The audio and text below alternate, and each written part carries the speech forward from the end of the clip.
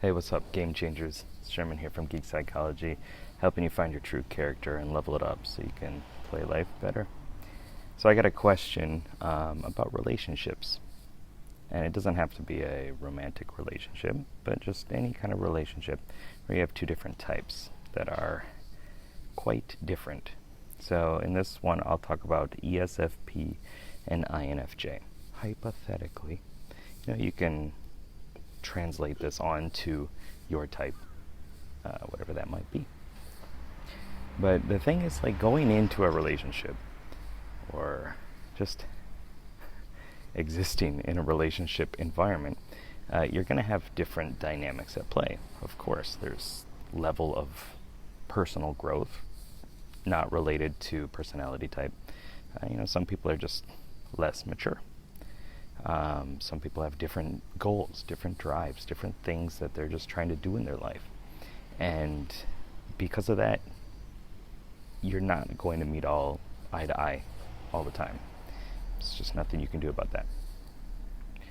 But I'm going to talk right now about personality type, okay? So kind of ignoring all that stuff. Keep it in the background, keep it something that you should be aware of. Like, just this person hasn't spent a lot of time developing themselves. Okay. But within personality type, if you have something like ESFP and INFJ,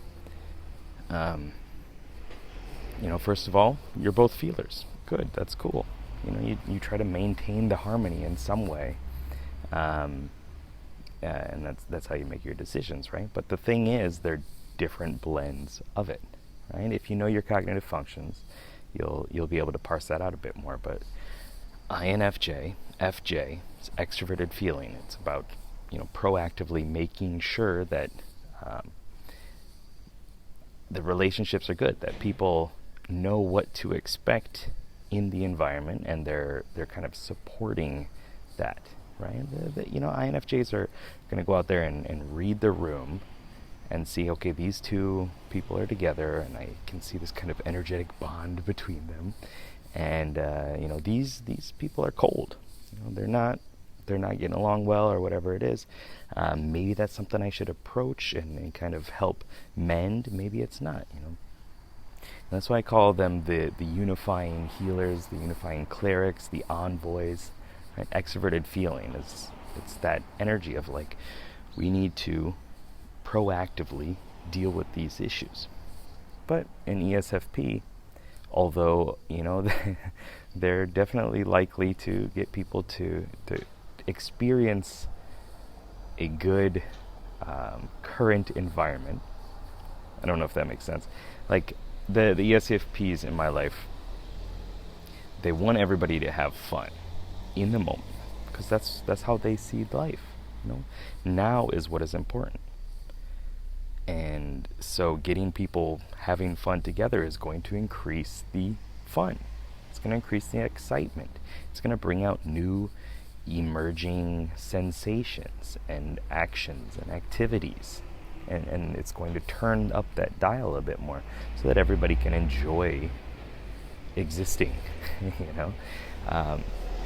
And so with that, an ESFP is going to likely tap into themselves and say, okay, this is how I feel in this situation.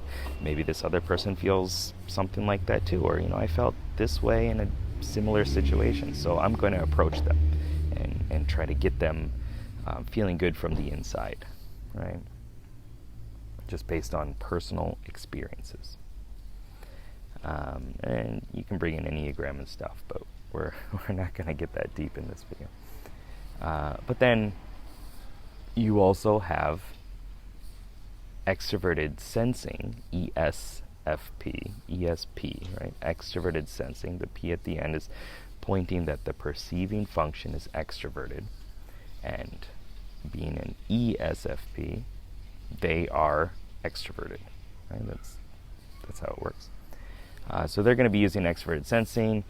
The INFJ is going to be using introverted intuition as their dominant function. And these are on an axis, right? They're connected to each other.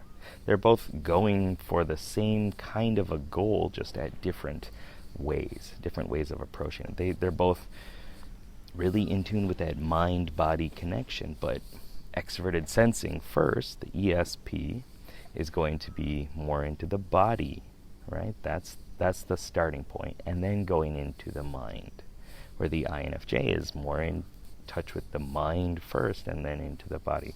I know that's simplifying things a bit, but this is all a map for growth, and it's not 100% everything all the time, right? It's just a model to use to help you understand yourself and other people better. So the ESFP in this situation, this hypothetical situation, is going to be like, we need to get into the moment and have some fun, and who cares about what's going to happen later, right? Like, what happens later is going to be later, and I will be a different person at that time because I'm in a different situation. Like, not that they're changing or they're losing their sense of identity, but their sense of identity is connected to the moment, to what happens. They're becoming each new wave of life that hits them or that they're surfing on. Right? This is something that Lenore Thompson talked about, that I did not explain as well, but hey, as well as she did, but hey. And so the INFJ is going to be saying, like, well, we need to see this from different perspectives. We don't need to engage it and be an engaging warrior and adventure all the time, and actually that's going to cause more problems, right? The INFJ is going to be looking at it like, well, how can we see this from a different perspective? How can we see this in a way that's going to get us a better understanding of what could happen or what will happen in the future, or how this is going to play out and how this is going to transform us. It's that deep diving into the mind to see, like, well, I heard somebody talk about this before recently. It was Eben Pagan talking about how he did something, and he was like, I watched my mind try to understand and form this understanding of how other people do something, right? Like, he watched himself do it from an objective perspective, right? And he's like, well, this is how I started making these connections, and so this other person is probably going to be doing a similar thing, and like, I can watch them now form their perspectives, or I can kind of put myself into their situation and think, well, this is how I would get to whatever result.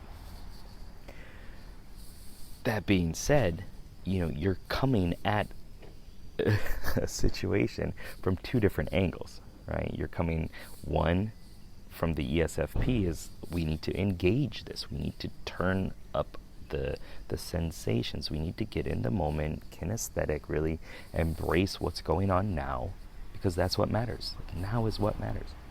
And the INFJ is going to be coming at it from, we need to see where things are going and see these other viewpoints so that we can make a proper assessment of it.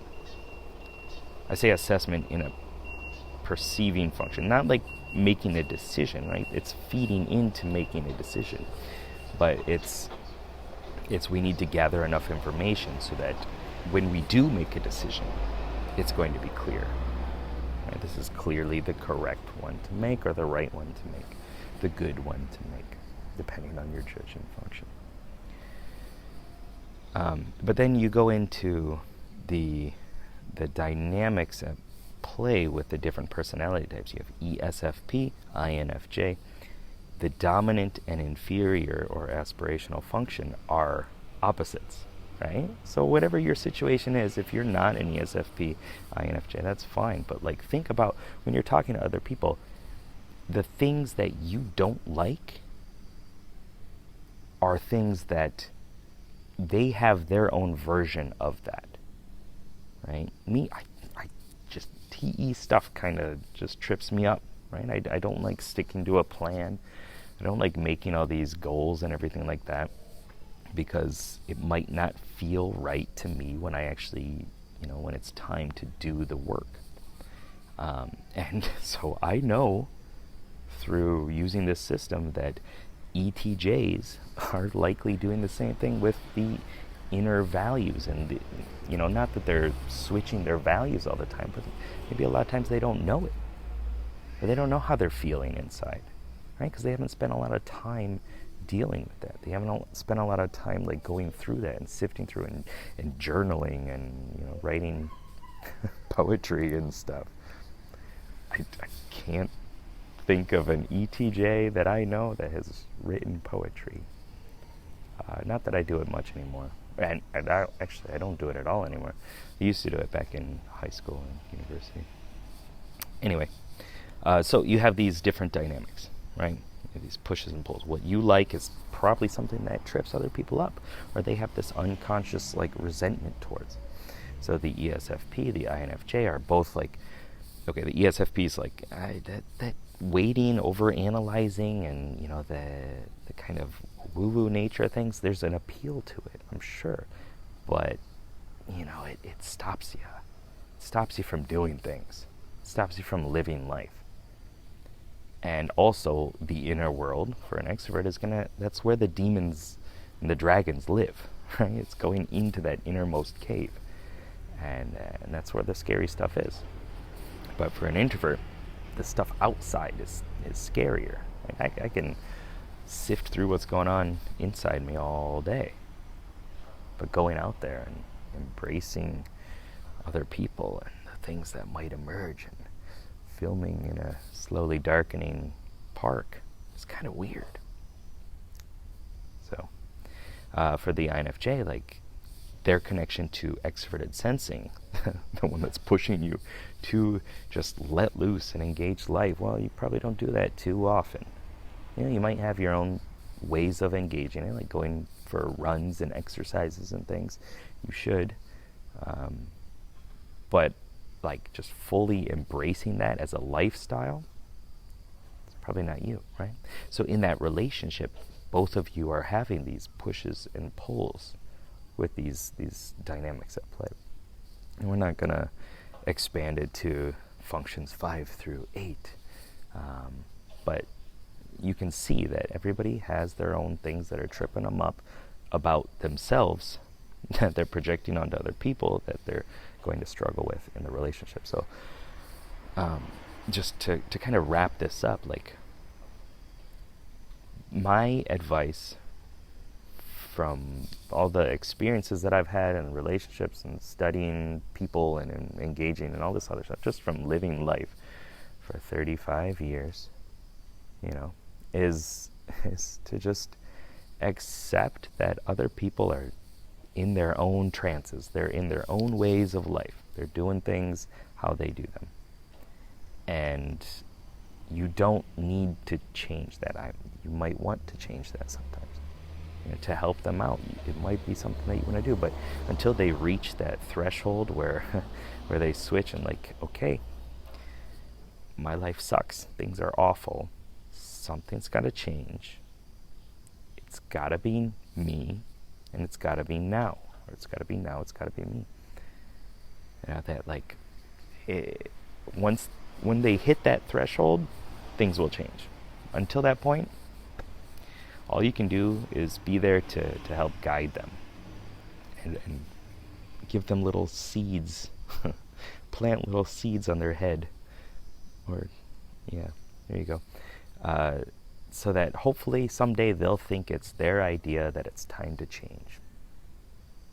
And hopefully, by them changing, you don't ruin their life more. All right.